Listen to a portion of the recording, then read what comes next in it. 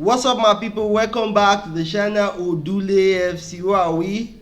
Manchester United. Now, there's a big report today coming from Fabrizio Romano saying Manchester United and Newcastle, they go head and shoulders for Šeško. Now, I don't know whether Newcastle don't become serial losers, because we obviously know the day for the Uboemo, they lost that one. They go for Ekitike, Liverpool buy him. Liverpool won't collect Isak. Now that they find Isak replacement, they won't follow Manchester United draft Šeško. If there's any truth in this report, I do not see how Newcastle want to follow Manchester United drag player, except they won't give her 500,000 a week, because if the Manchester United presents their project and Newcastle present their project, unless Šeško they find club when want to bounce to Real Madrid. If not, going to Newcastle not be even choice if you were offered the boat. Now, if you don't watch my previous videos, you go understand. Say Šeško have always been one of those strikers we don't did there. Say at one point Manchester United should look at him. And if you don't watch me before talk, you understand. Say I rate this guy highly. For me, Šeško will become the best striker in the world in the next 5 years. But the most important thing for Šeško development will be where he won't go. The team where go won't accept him, because you have to understand that he is better than Højlund in the terms that he don't get over 100 appearances for top team. Before we buy Højlund, I don't think he had up to 20. Højlund, there's potential, but Šeško is more of the Haaland, As much as 2-3 years ago when Šeško was first linked to Manchester United, I felt this, But if you will talk about the point where Manchester United currently there, not be Šeško we really need, because we need somebody more mature and somebody with their do.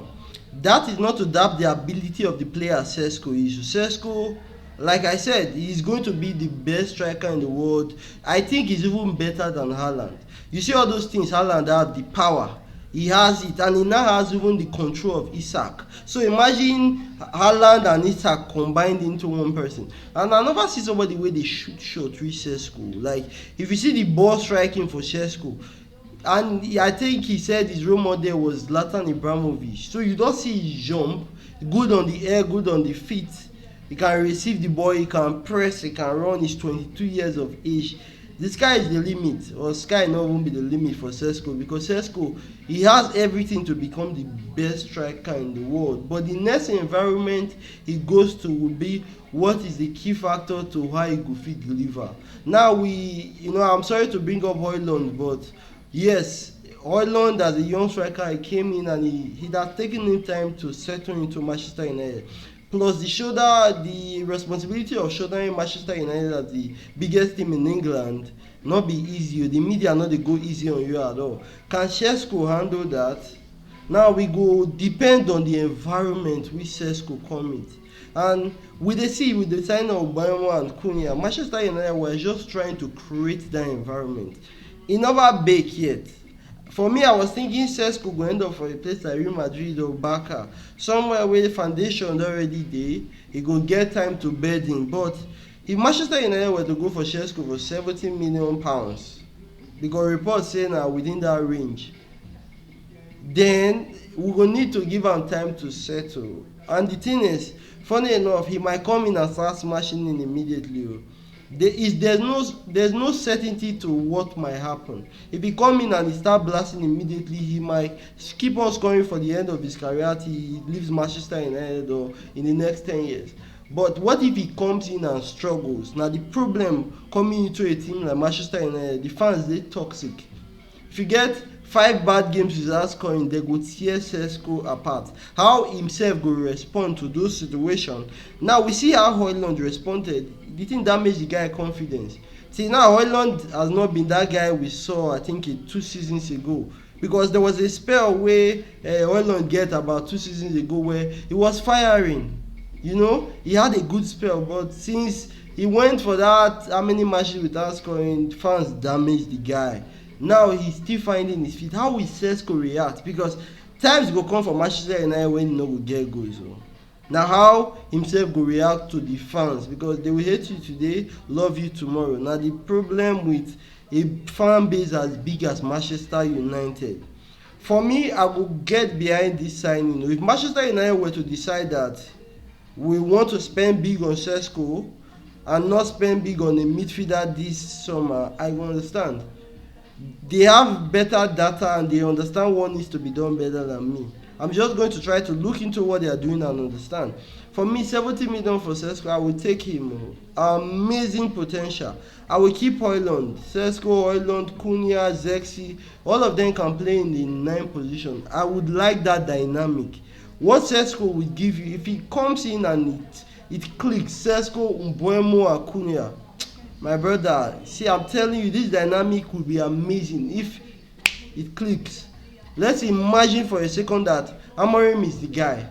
Let's imagine for a second that he gets in Šeško and gets in a midfielder like Højlund in Sporting for probably 25-30 million pounds, and we have a midfield that can compete. Then we now have this strike for scoring goals. This guy cannot even limit us at that point. You know, I want to believe that the Omar Baradas and the JC Wilcox, they have an idea or they have better understanding of where they want to take this club to, better than we fans. So I'm just going to be patient and see what happens. For me, the decision is, if really Šeško is the one we want to get, is Šeško the one we want to get ahead of Jackson, ahead of Mateta, ahead of Watkins, would I take Šeško? I would have taken him 2 seasons ago and I will still take him today. Would I commit 70 million to Šeško? Yes, I will. But off school, you have to understand that we are also going to buy a midfielder, because we cannot spend, after buying Šeško, that this is it. We need a midfielder. I'm putting Højlund out there because I think he's a decent one we can get. He's composed on the ball and he can deliver. I'll do a separate video for Højlund because I think that guy can really do a job for Manchester United. If we get in Šeško and we still have money for a goalkeeper, we get the Sancho, we get the Anthony out, Tara Malacia, I think it will be a good window for us. Getting a midfielder, Højlund, getting a goalkeeper, and getting Šeško. We might not be as ready as the Liverpools and the Arsenals, but I think that is a squad that is ready to start competing. Maybe next year we will start going for the Balevas, because I know Baleva is going to cost 100 million pounds. But for now, this video is for Šeško. Would I take Šeško for 70 million pounds? Yes, I would. And I will support the team, and I understand that it's going to take time. And I will hope it clicks immediately, but if it takes time to settle into Manchester United, I'm still going to give him the time. Just the way I've given Højlund, I'll give him the time. And I think the competition between Højlund and Šeško is probably going to improve Højlund. You let me know in the comment section what you think about that. Would you get Šeško, or do you have an alternative option, maybe a Watkins or a Mateta you think would be better for Manchester United? Please do not forget to hit the like button. Please do not forget to hit the subscribe button if you are just watching the video for the first time. Thank you for watching. I'll see you on the next video as always. Bye bye.